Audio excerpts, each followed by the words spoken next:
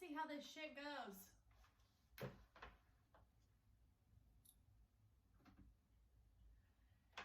Hello everyone, you are listening to this week's episode of Hotter Than Health. We're trying something a little new this week. I figured that another way to share the word, share the good word, and really just make sure that people are getting the full effect of the podcast. Fuck, I'm still trying to figure out this hair situation as well. And it's not great for the ego, not great for anyone, for me to be able to see myself talking, but whatever, here we are. So basically, the reason why I wanted to add a video to the podcast was because 4 years ago, when I started the podcast, I asked myself, how do I learn best? And what is something that I absolutely love? And I said, I love podcasts. I'm not scared to fail. I'm not scared to, that's a lie, I'm totally scared to fail.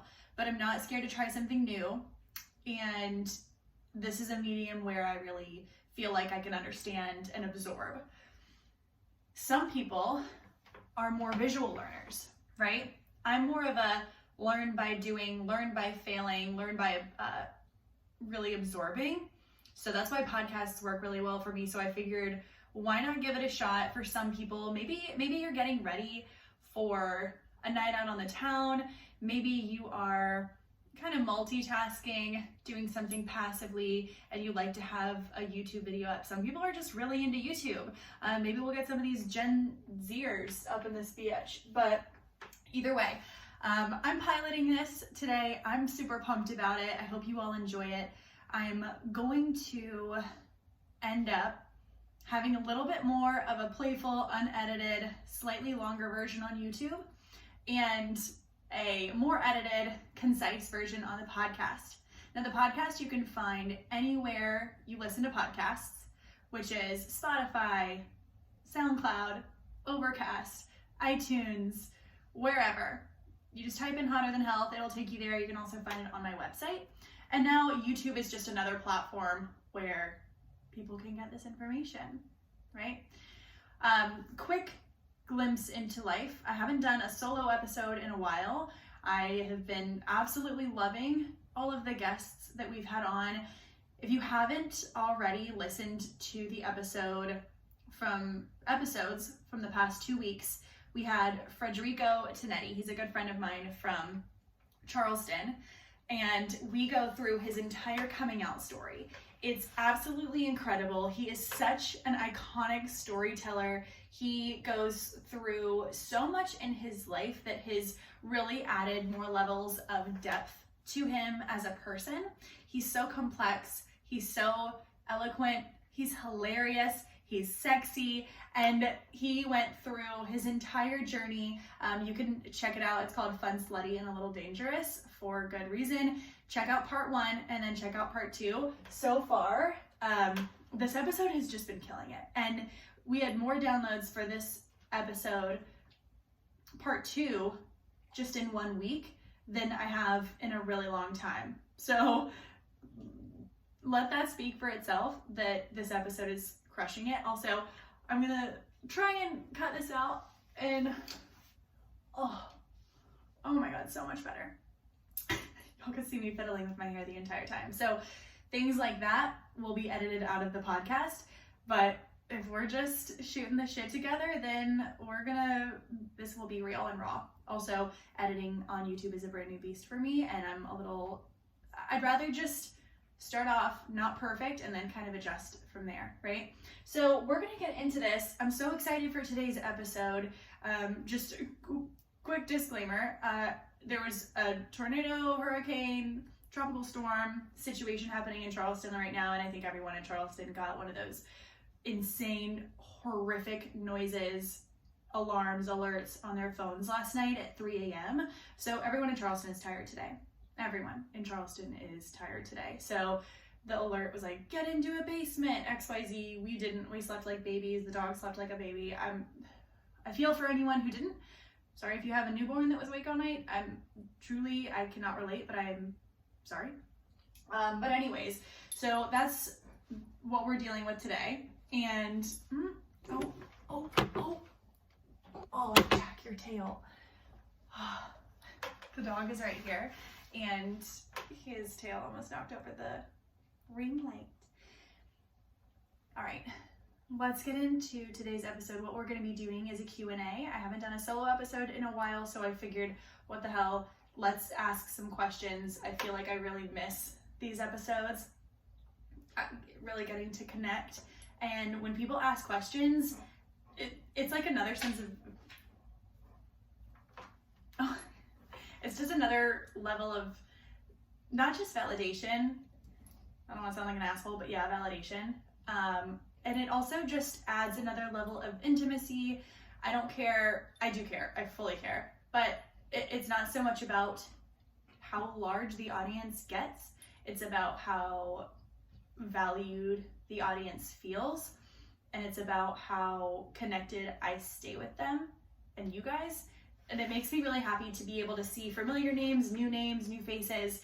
So we'll get into today's question. I'm going to be referring back to my laptop, which I know is not aesthetically pleasing, but today I honestly I threw this up there. I talked about it with my boyfriend last night, and he was like, there's a whole, like Joe Rogan does it. A lot of people film their podcasts. I'm just kind of like bootstrapping it, doing it in a little jerry-rigged kind of way. So we'll start out with today's question. I have about 5 or 6 questions that I wanted to get to. If some of the answers are shorter, then I'll get to more. Otherwise, we're just gonna roll with this, right? All right, so let's get into the first question. So you all have heard me talk about proper food combining a lot, right? So proper food combining is not so much changing what you're eating, but the order in which you're eating it to optimize digestion and absorption, all right? So for instance, there are a couple of principles that go along with proper food combining. So there are 3 main ones that I like to focus on, which are fruit on an empty stomach. I personally don't like to drink water with my meals, and then don't eat starches and heavy proteins together. I want to get into this a little. After I answer this question, I am going to be totally honest with you all. I love this concept. I think it totally works in so many respects, and I definitely still follow principles. But like anything in life, the rigidity of it is not for everybody. And I think that balanced meal wise, hunger hormones wise, sleep, digestion, poop wise, it makes more sense to have a balanced meal. Now, however, if you're struggling with having a protein, fat, and a starch at a meal, then by all means, like, give this a try. I think it's a fantastic resource, especially if you're working on digestion. And I think it's another way just to simplify your meals, keep it easy, keep it non-processed, and add greens all the time. So the first question is plant-based food combining. I know about fruits and no meat and potatoes, but what about the vegetables? So I kind of just touched on this a little bit. We won't go into all of the rules of proper food combining. You can look back on Spotify, wherever you find the podcast, and you can take a look at all of the other episodes that I've done about proper food combining. So what I would say about vegetables is, so leafy greens and greens in general, veggies, they're more alkaline, which means that your body is in not a state of acidity. It's not out of its balance with its pH. Mostly we're looking at greens to alkalize and help to neutralize a lot of the acidity that comes with dairy, processed foods, and meats, and processed oils. So greens add with anything. So that's one of the things I love about proper food combining, that I really do try and add in as often as possible, is that greens can go with anything. They can go with smoothies. I mean, still maybe you wouldn't typically have greens combined with your fruits, but you know, if that's what you're into and you want to do like a green juice and a bunch of fruit, that's totally fine. But I'm gonna stop saying because I don't want to edit all that out.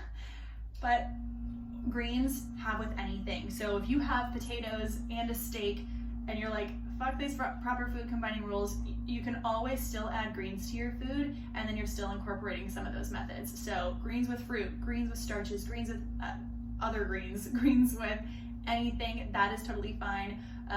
I highly recommend adding in greens as often as possible. Now, there are some ways where, you know, if you are struggling with a thyroid issue, maybe you want to reduce things like kale and some cruciferous veggies. But again, talk to your doctors, try and figure that out, like what sensitivities, and if you're struggling with thyroid, do a little bit more research on what foods are exacerbating it and what foods are inhibiting and adding things like goitrogens, so gluten, dairy, and things like kale, which is super interesting. And I'm not saying that everyone needs to remove kale, I'm just saying know your body and start to get to know it. I think that by adding a ton of greens in to any meal that you can, you're automatically going to start to feel more vibrant.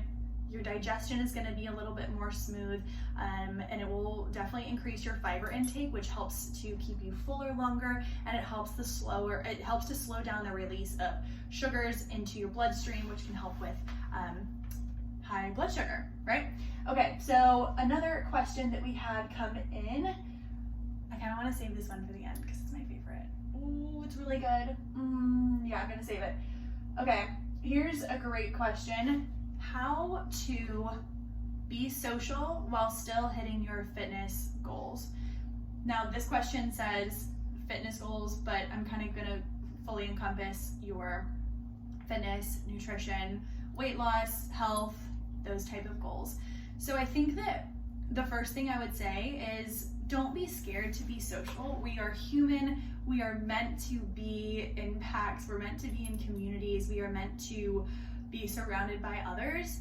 Now, if you are surrounding yourself with people who are not necessarily aligned with your goals, and maybe they're not supportive of your goals, then that's when I would start to take a look inside and say, are these your friends by default? Or are these your friends because they're expanding you? Are they expanders? Are they making you better? Right? So that's the first thing I would kind of look at just on a deeper level. But in order to continue to hit your fitness goals, so a huge part of noticing your body changing, hitting some progress points, some checkpoints, and being consistent, I think that's a huge part of this. It's like, okay, I want to stay consistent at the gym 4 to 5 days per week, eating really healthy 5 or so days per week, but I still want to be social. So we have to think of social as not just going out and eating and consuming. Social means communicating, connecting, being around people in different energies, getting inspired. So honestly, come with something to talk about. That's why we have these experiences, so that we can listen, so that we can ask questions.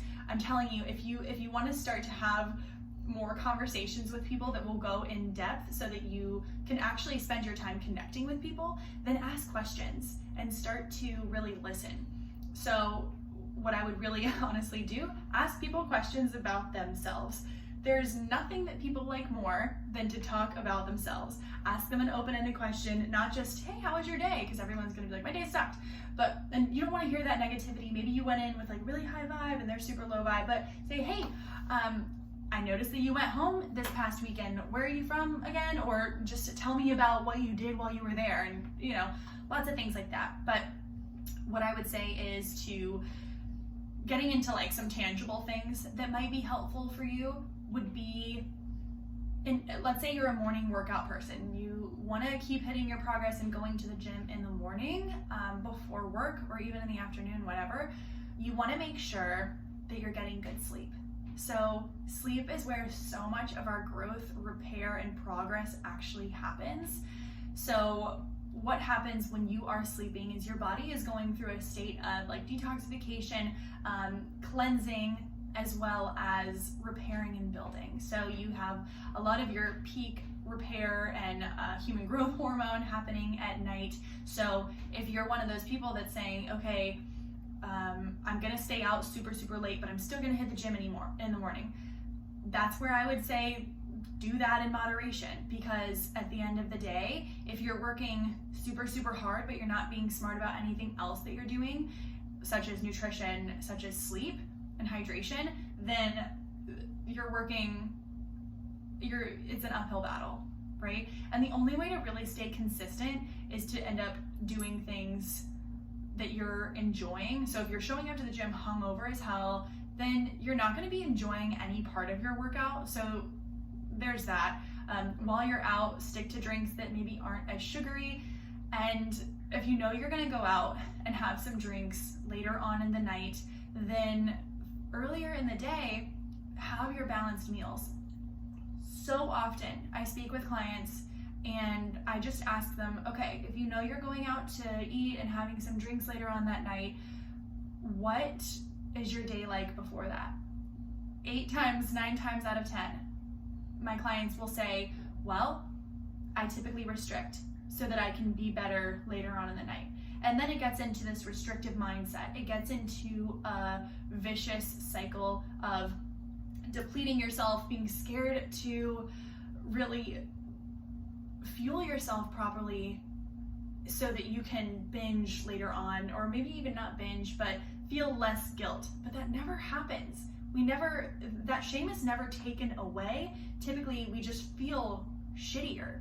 So what I really encourage you to do is have those balanced meals. Have a big green smoothie in the morning so that you know, okay, even if I'm not eating super healthy at night, I know that I've nourished my body a little bit in the morning, right? And then also, I'm sorry, I keep checking back. This computer's old as shit, so I feel like I always have to make sure it's still going. But with that, you know, you have your big smoothie in the morning, like you have something very nutrient dense, get some protein so that you're staying nice and full throughout the day. And then throughout the day, continue to have those balanced meals, because what happens typically is when we find ourselves overeating or ordering just the chips and the salsa, overeating the guac and the queso and the things that might be unhealthy and inflammatory towards us and not helping us to live a life of longevity and health and nourishment and energy, then I would definitely say we tend to eat more unhealthy things at night to overcompensate for the calories that we've restricted throughout the day. When we eat balanced meals throughout the day, then our hunger hormones are happy, our satiety is good, we're feeling full, we're feeling nourished, so that we're able to just take a couple bites of things. We're able to try things at the table while ordering our meal. We are more prone to ordering the healthier version of something when we've had balanced meals throughout the day.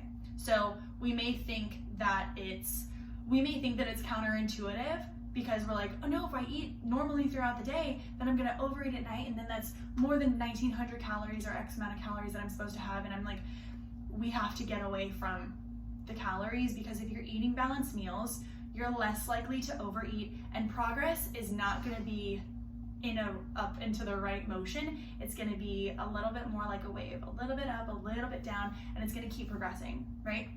That's a long-winded answer of making sure that you are fueling yourself properly before you have those social events at night. It's making sure that you're staying super hydrated, getting your electrolytes in. So whether you are using like a hydration tablet, whether you put a little bit of pink Himalayan sea salt in your water at night, that is a huge, huge way to ensure that you are absolutely giving your body what it needs. Also, what I will say is, actually we're gonna get into this because I saw another question earlier that this will be more pertinent to. So that's my question, or that's my answer for going out, staying social. And also, if you know you have a really, really busy social week, social gathering, those are the times where I would make sure that you're getting a ton of walks in, a ton of steps in, and then also might be a good time, like based on your hormone cycle and things like that, of course, but to have maybe one really heavy leg day and one heavy upper body or full body day, and really break down your muscles, just to make your workouts work a little bit more efficiently for you. And then the rest of the time, if you're just doing body weight work or at home workouts, maybe you're on a trip, whatever, or you're just walking, your muscles are still being progressively loaded throughout the week. The next question is balancing hormones, and especially clearing up cystic acne. Okay, if you have listened to this podcast before, you know that I struggled for years with cystic acne. I hear this all the time. I would see it on commercials. I would see YouTube stars talking about it. I would see people on Instagram with their fucking ads talking about how they cured their cystic acne. And like, no, Brittany, you had one pimple and it took over your whole day. I'm talking painful, under the skin, volcanic, eruptive red, didn't want to look people in the face. I would cake on makeup right after I like popped a zit, and it was painful, and I was like, oh, I really don't want to put makeup on this zit, but I can't look at people in their faces. And the makeup didn't even look good. Like, I'm telling you, it looked like patchwork poly. It was awful. I was slapping foundation that didn't match and blush. It was, I looked like a clown all the time, and that was just my journey, and I've overcome it. But again, I'm not saying that I'm not prone to have that happen again. So balancing hormones and especially fighting off acne. There are a few things that I would look at that before you take a look at your diet. Of course, less processed foods, like that's a blanket statement, but there are a few things that I would look at. Are you on birth control? When I was dealing with my hormonal acne, and this is for men and women, this is not just for women here, this is what we're talking about, is like whether or not you have PCOS, legit PCOS, and you weren't just, suffering with a few different things and your levels were off just by a tiny bit. So by the way, if you're struggling with PCOS, get at least another opinion.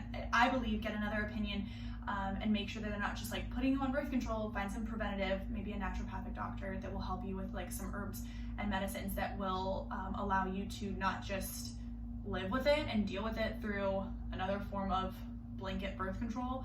But anyways, look at it if you're on birth control. I was on from the age of 15, I'm now 28, from the age of 15 all the way to basically 25, 26, and then I tinkered with it again about 6 months ago, and it was horrific. Don't recommend it. But again, if something is working for you and you're not struggling with anything, then by all means, like, stick to this. This is just my opinion. I'm not a doctor and I'm not a hormone specialist.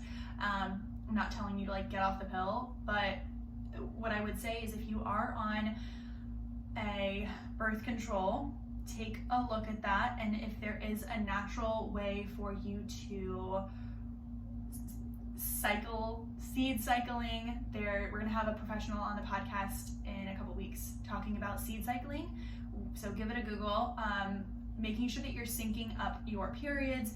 Are you having irregular periods? All of this has to do with hormones, balancing hormones. When I was on an IUD, I had the Skyla for about 2 years, and after a year or so, I started noticing really intense hormonal acne.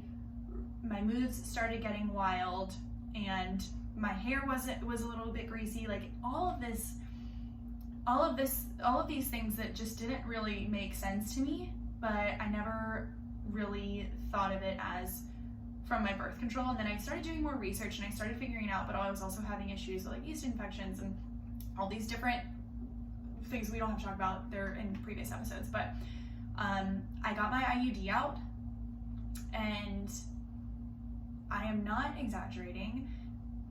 Hand on God, I noticed a difference in 1 day. I noticed a difference in 1 day. I felt like my skin was starting to just exhale. I believe that it definitely had something to do with the IUD. So for about 2 years after that, I was not on birth control. I was just tracking my periods through a Flo app, using condoms if I wasn't at a time in my period when I should like be having sex, and I was still pull-out method. I'm not saying it's perfect, and I'm definitely not saying that nobody has issues with that, but I'm saying I worked really hard to track it and make sure I was following my body cycles and giving my body a little bit of time. So that really, truly, truly helped. And then I tried the copper IUD because I was like, okay, I'm in a relationship, I'm like having more sex, so let's just go ahead and give this non-hormonal a try. Oh my God, my periods were 9 days long, heavy as shit, like bye-bye Diva cup. It honestly, the cup floweth over. It was not a beautiful time. So I took it out, and not me personally, I did not take this out. Oh, Jesus. Have you ever seen, anyways, we won't get into the picture of the baby holding the IUD, that's fucking gross. So anyways, that's where I would start. Are you on birth control? Take a look at that, and maybe do some research on your own if you are. One other thing I would say take a look at your sleep and your exercise routine. Do you have anything consistent?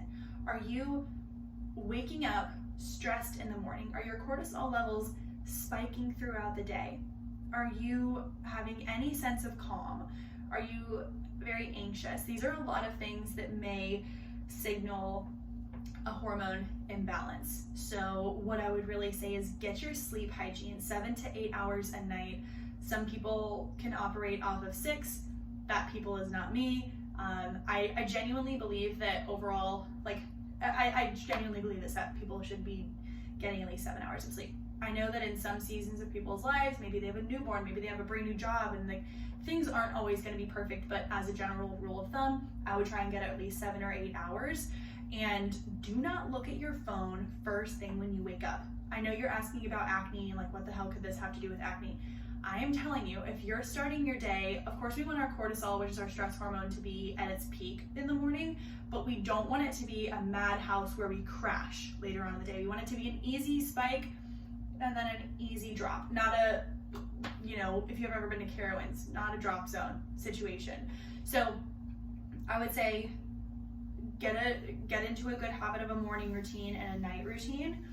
And are you cycling up your workouts with your monthly cycle? So there are a lot of times when we are pushing our bodies too hard as women during a phase in our cycle when we really don't need to be, and we really need to be focusing on more lightweight movement. This is, again, not wanting to have to fight an uphill battle. So it might, we're in this grind hustle culture, but I'm saying you can work hard and you can work efficiently, but the more you know your body, the more you know when you're about to burn out, you know when to back off, and you know when to really give it some gas. So I encourage you to look back at my episode with Adelie Kirsch.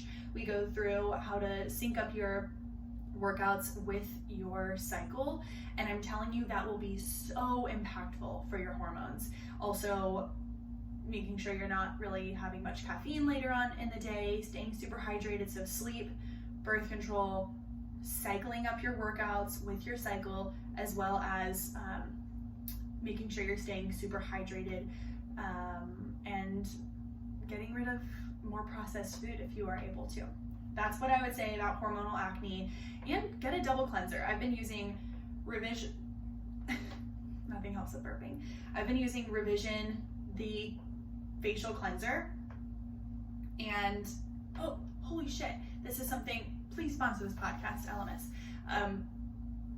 Anyways, the LMS has this apricot toner, and oh my God, can y'all, I haven't showered today, but I used to have, these are kind of dark spots from previous breakouts, but I used to have all around my jawline, dark everywhere. And now, a year and a half ago, I would never have stuck my face near this camera. But now I'm flex, chin, jaw, love.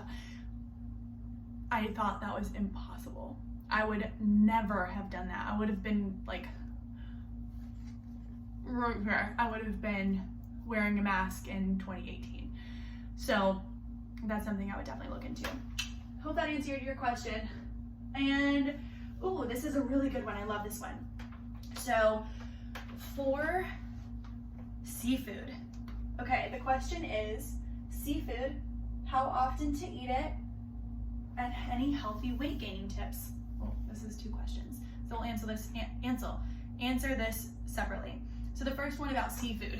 Often, I would like to preface this by saying I am so happy that people are becoming more aware of the impacts, not just environmentally, but health-wise, of too many animal products in our system, too much saturated fat, too much antibiotics, too much added hormones to animal products. And so we sometimes forget that seafood is also an animal product, because so often we replace a chicken or a steak or a pork with seafood. We do have to also remember that there are there's definitely things happening in the ocean that maybe aren't fantastic for our health.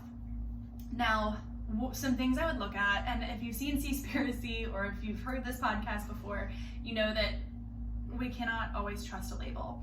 So for seafood, there's definitely, I wish that I knew how to like pop a picture right here on the screen. That'd be great. I'll figure that out for you guys. But there is a chart of heavy metal fish. So fish that contain more heavy metals that our body has to work harder to detoxify, hence more inflammation in our body, hence higher risk of chronic illnesses such as cancers and things like that, or autoimmune.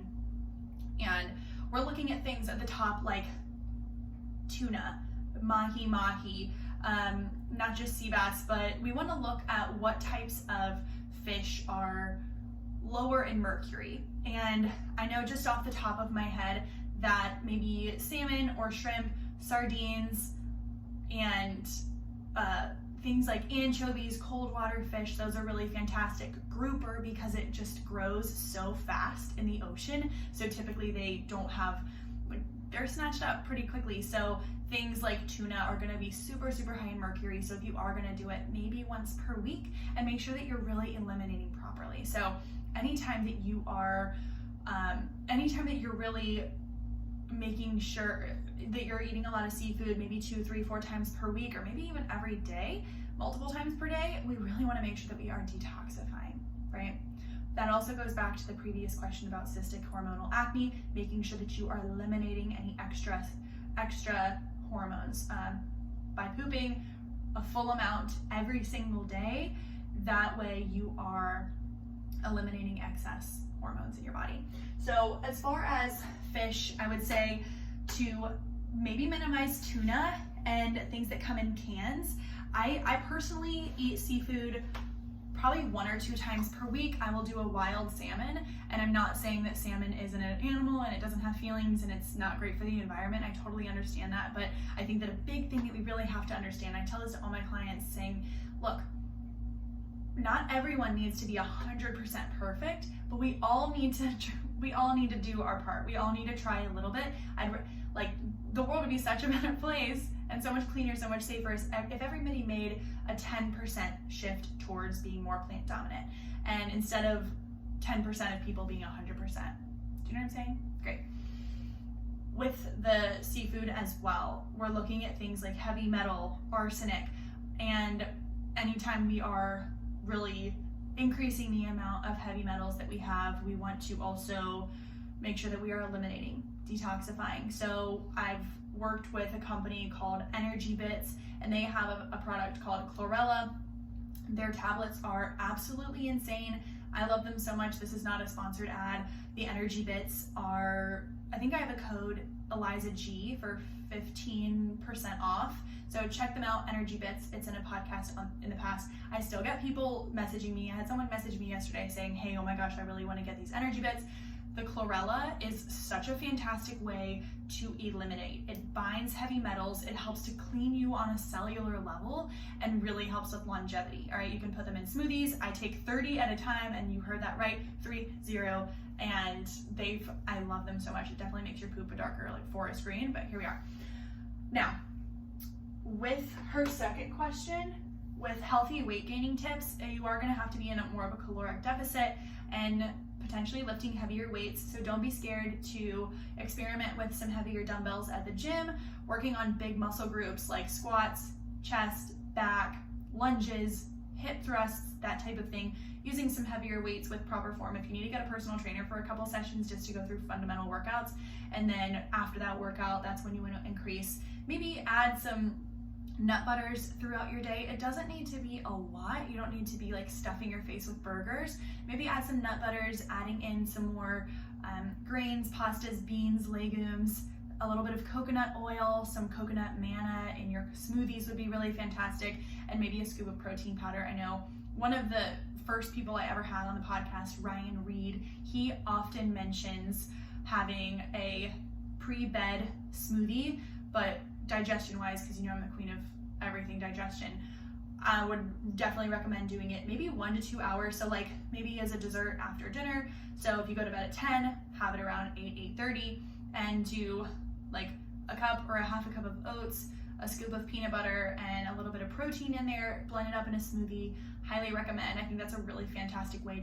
You could do it midday as well, but typically people aren't like blending things midday for a snack unless you're working remote. So add that in so that you have had your calories throughout the day in a healthful way, and then you still have something with like not a lot of processed sugar and nothing that's really gonna spike your hormones too much or spike your blood sugar too much, because you have the fat of the peanut butter to slow down the absorption of the oats and the carbohydrates. So that's a really good one to have late in the day for a little bit of healthy weight gain. And I really appreciate people asking that question, because I see it often where people are like, oh, cheat meal, and they're trying to build whatever, and they just go ape shit on burgers and fries, but at the end of the day it's so inflammatory for you that that's so temporary. So I think that the healthier version of nuts, seeds, legumes, protein smoothies, with a banana, having some more fruits, a bigger salad, adding another serving of something to your salads or sandwiches is really going to be fantastic. Or if you do like a wrap throughout the day, do a wrap and a half. The last question, well, not last question, do I intermittent fast? I do sometimes. This is a great question. Intermittent fasting is not for everybody. Like if you're trying to get pregnant, you want to be adding in some like healthy fats, healthy proteins, maybe do breakfast. But I'm not a professional with intermittent fasting, but I definitely have had a lot of experience with it. Now, this is also a time when you want to be looking at your cycles. There is a phase of your cycle that you potentially don't want to be intermittent fasting for more than maybe 12 or so hours, because it can disrupt not just your cycle, but your hormone levels, and it can cause a little bit more inflammation and destruction. But there are a lot of times throughout the month where it's really beneficial. I think from a digestive standpoint, giving your digestive tract just a little bit more time to recover, digest, and eliminate is going to be really fantastic for overall longevity, skin health, hair, energy throughout the day. You'll feel so clear-minded if you're doing it at the right period of the month, all right? So I've definitely done 24-hour fasts. I did a 36-hour fast a couple of times. I really enjoyed it because I did it at the right time of the month. Now, if I'm about to be on my period and I'm super sensitive and I'm just like, my boobs are swelling, which hasn't been happening lately, which is sad, but if I know that I'm in that like very sensitive stage in my cycle where I don't really feel like working out hard, and I'm overly sensitive, and that's just how it happens right before your period, like that week leading up to it, that luteal phase, that would be the time where I would say, hey, lay off the intermittent fasting, focus on like whole grounding foods, and then once you are out of that phase, right after your period, like near the end of your period, that's when you're like, okay, I can do this. And that's when you would start to experiment by maybe extending your intermittent fast a little bit. I truly enjoy it. It definitely helps with my digestion. So for instance, I'm about 12 days away from my period. So maybe in about 5 days, I won't be intermittent fasting. I'm just gonna eat when I'm hungry. And if it ends up being intermittent fasting, great. But I wouldn't put too much pressure on it. Like if you're starving, then have food. But what I would say, tip for anyone who is intermittent fasting, boy, girl, human, cat, dog, definitely don't break your fast with like a bowl of Cocoa Puffs, or say to yourself, oh, I've intermittent fasted, now I can have 2 donuts. That's not the case.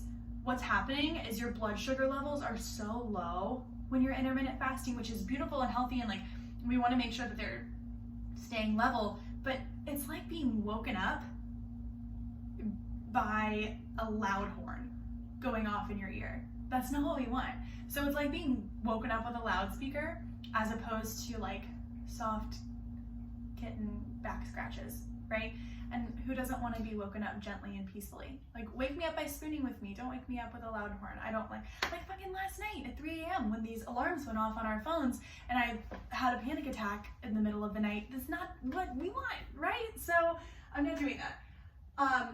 The next question and the very last question, I almost said this in the beginning, but I just love this question and I've got to shout it out. This is from one of my friends, Carrie, whom I feel so happy to know, and it's so interesting to see people shifting throughout their lives. It's so interesting to see what interests and hobbies people are getting into when they're working on themselves, and being able to see people really progress and come into their own.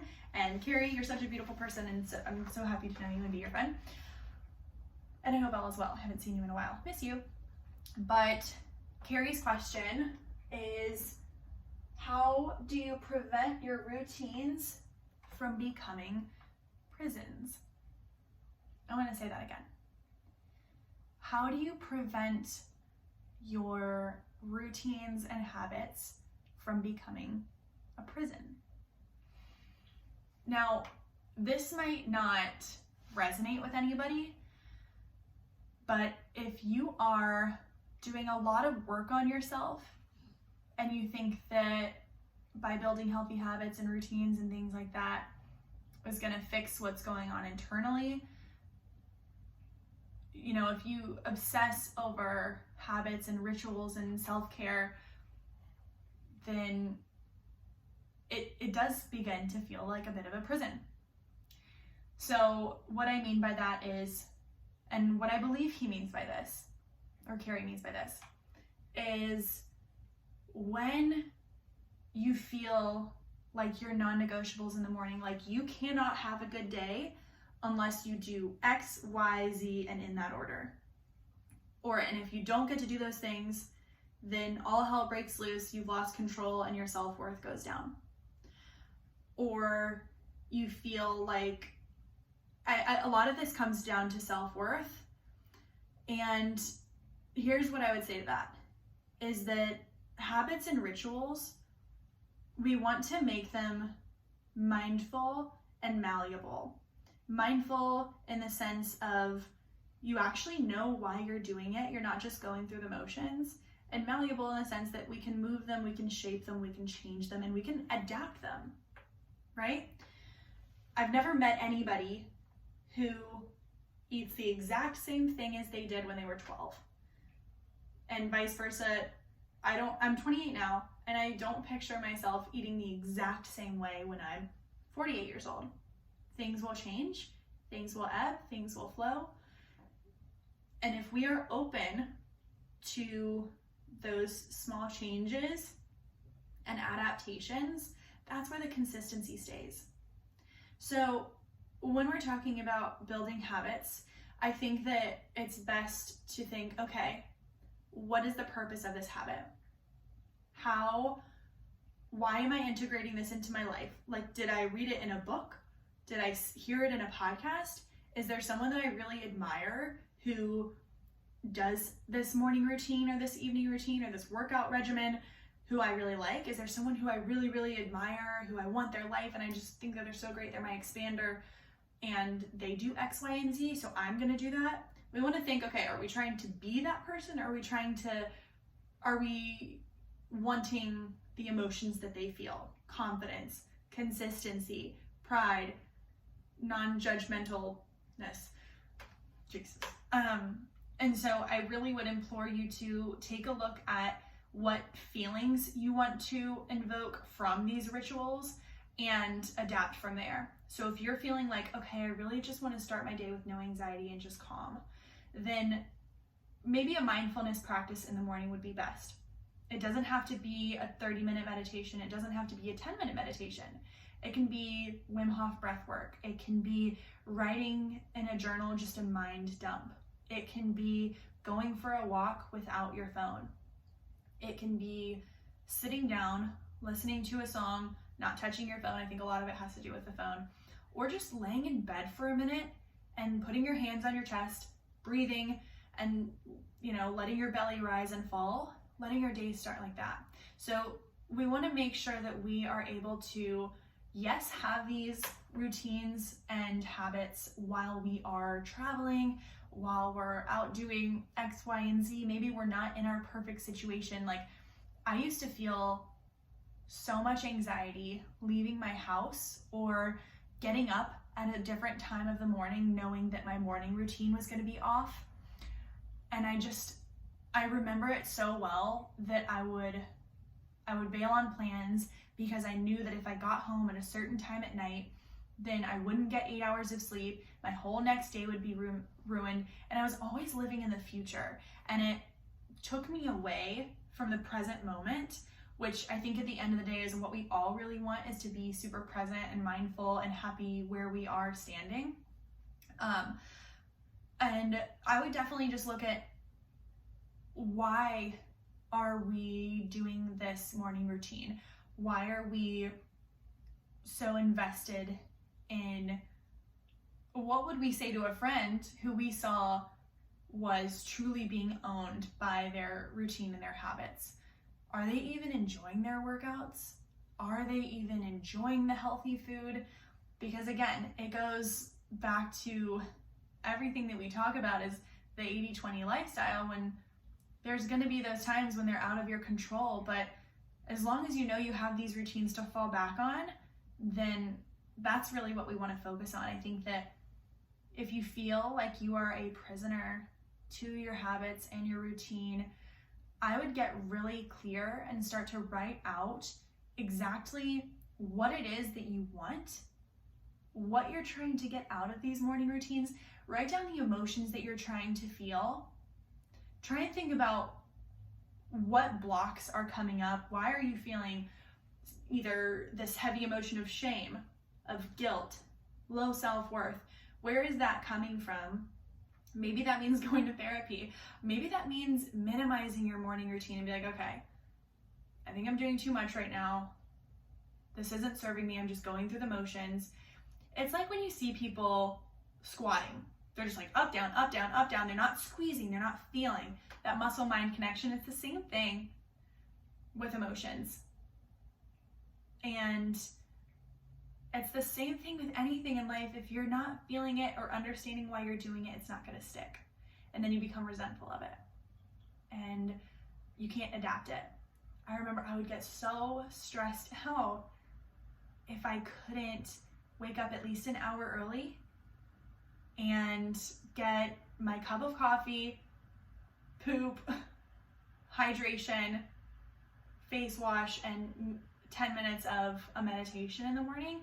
And I was like, okay, wow, if I'm visiting a friend for the weekend, or if I have a friend in town and they wake up before me, how can I bring those practices into play while not letting it control my life? So I'm still having my hydration. I'll sit there, I'll take 5 deep breaths in the morning. And I'll say, I'm so grateful to have this friend in town. I'm so happy that they're here for me, like they traveled to come visit. Or I'm really excited for the day. I wonder what we're gonna do.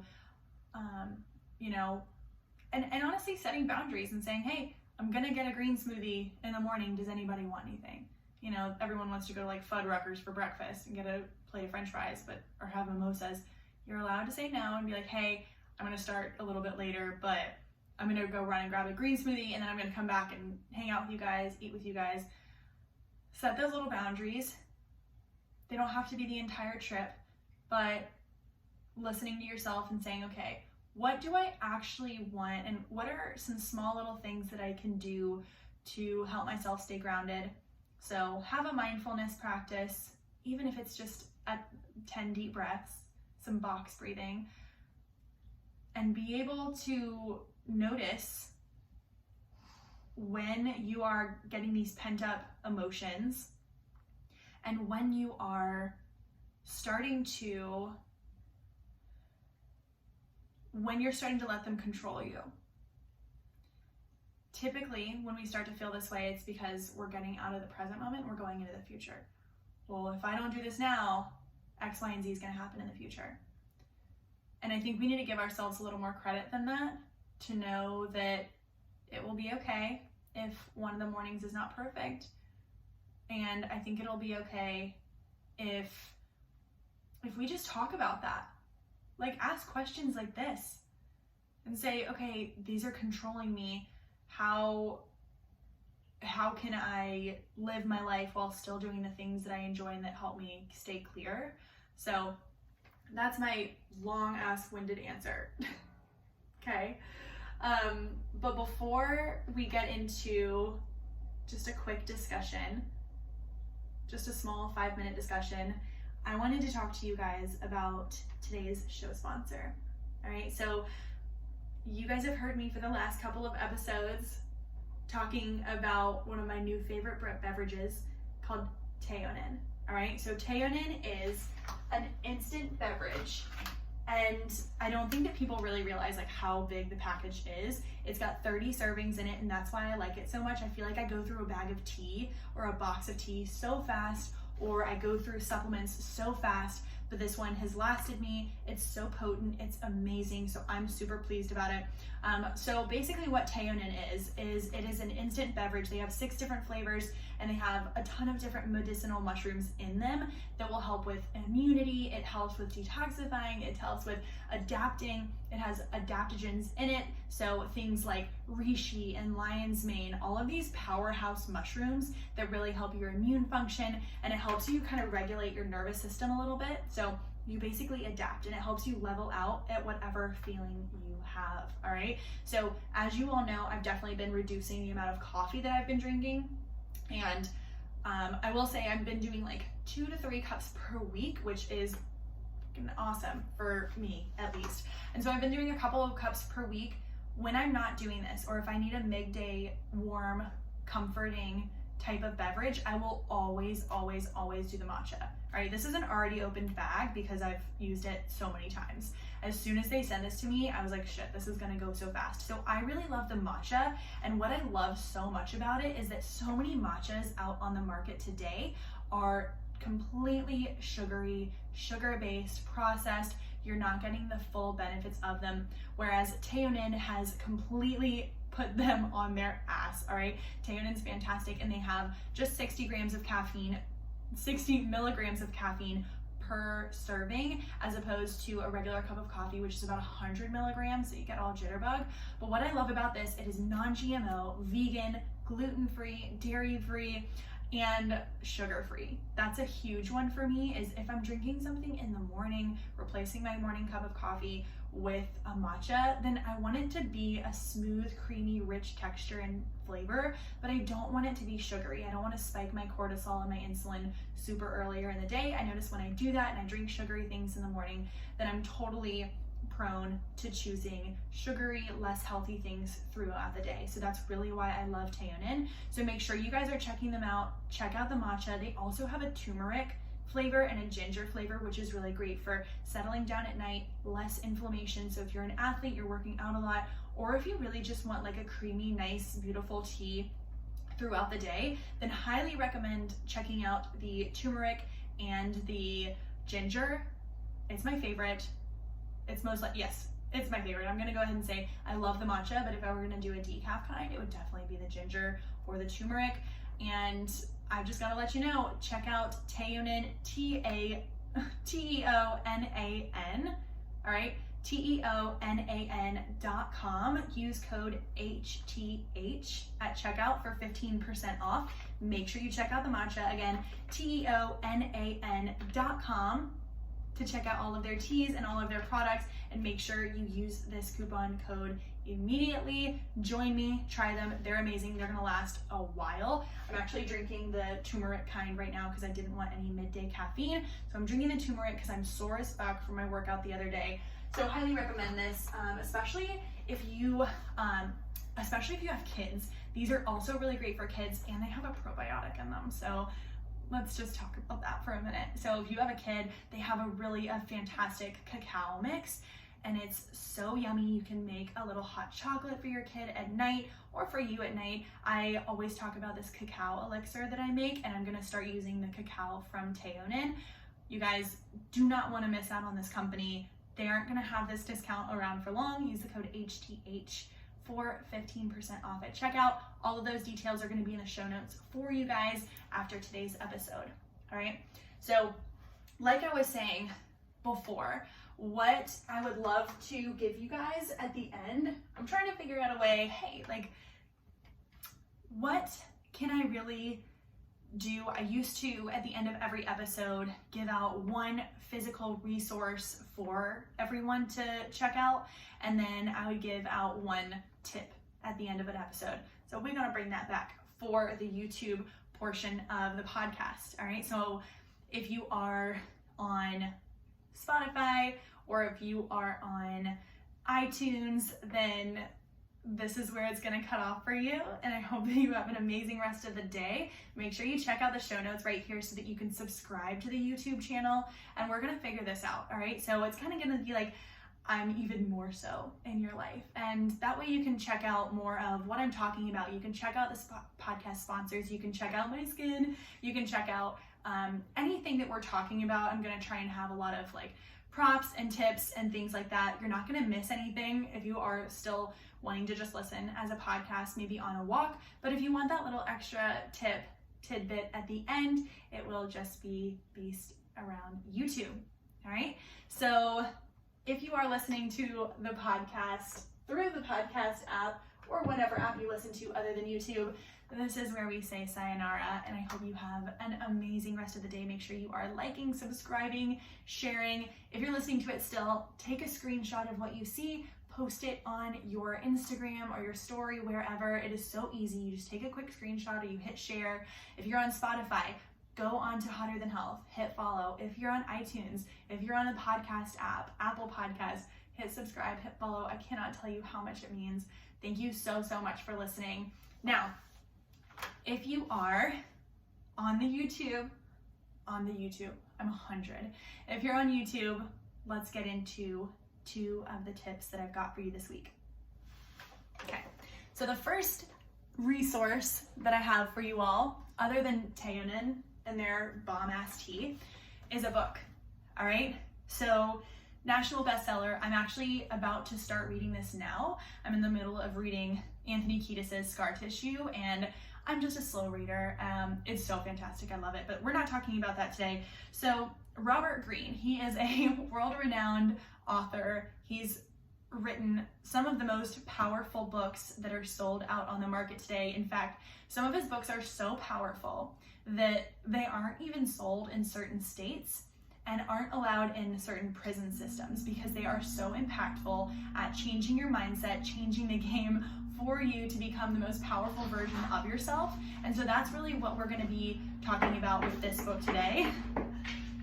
Hey, Mr. Jack. Jack just got really excited because Jake just got home. So check this out. This is one of his books. It is called The 48 Laws of Power by Robert Greene.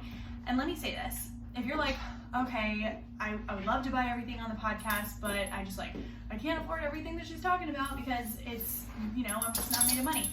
Invest in yourself. This is something you can go on to Amazon. You can find a used version. You can find a Kindle version. You can find an Audible version. Make this a priority. This will change your life. So 48 Laws of Power by Robert Greene. He also has written books called The Art of Seduction, which is how you can get people to really understand the way you operate, and you can start to basically seduce whatever you want in life. Not saying that you have to go around and sleep with everybody or dangle hot wax over anyone's body, but I'm saying it really is a way to finesse what you want out of life and how to become a magnetic, attractive person, right? Just emotionally, not physically, but how to finesse life and make yourself more appealing to people, right? So this is the book that I'm going to be starting, The 48 Laws of Power. I would love to give you guys a synopsis, but I don't have one for you, so I figured we could all read this together. So he is the master of all things. I think that if you're going to start with anything, start with The 48 Laws of Power. Find it on Amazon, find it wherever you buy your books. If you can find a local bookstore, then definitely do that. Support local. And then if it sounds more appealing for you to read The Art of Seduction, maybe your friend could read Art of Seduction, you could read The 48 Laws of Power, and then you could do a little swap, and then you can talk about it. It's so much fun. I love doing that. And then one thing that I have for you for the tip of the week, something that you can take home with you, something that will be tangible for you to incorporate into your day-to-day life, all right? So I want you guys to look. most of the people who listen to this podcast are women. Let's just put it out there. I know some men listen. This is still valuable for you. So if you have a woman in your life or you just want to learn a little bit more about this, I want you guys to try and download Flo. Even if you're on birth control, if you have an IUD, if you're on the pill, if you use a NuvaRing, I don't even know if people still do that. I feel like it's more like a horseshoe around your dick if you're having sex. Anyways, that's neither here nor there. But even if you're on a birth control where you don't necessarily get a period, I know that's a concern and a question that people have all the time, then I want you guys to start to incorporate this app into how you're feeling on a day-to-day basis, all right? So if there's a day where you wake up and your self-worth is super low, you wake up with anxiety, maybe you didn't sleep well the night before, maybe you are taking everything extremely sensitively, you just feel like everyone's out to get you, everything that is going wrong in the world is happening to you and nobody else, and it's just a really tough time. Those are the things you can track in the app.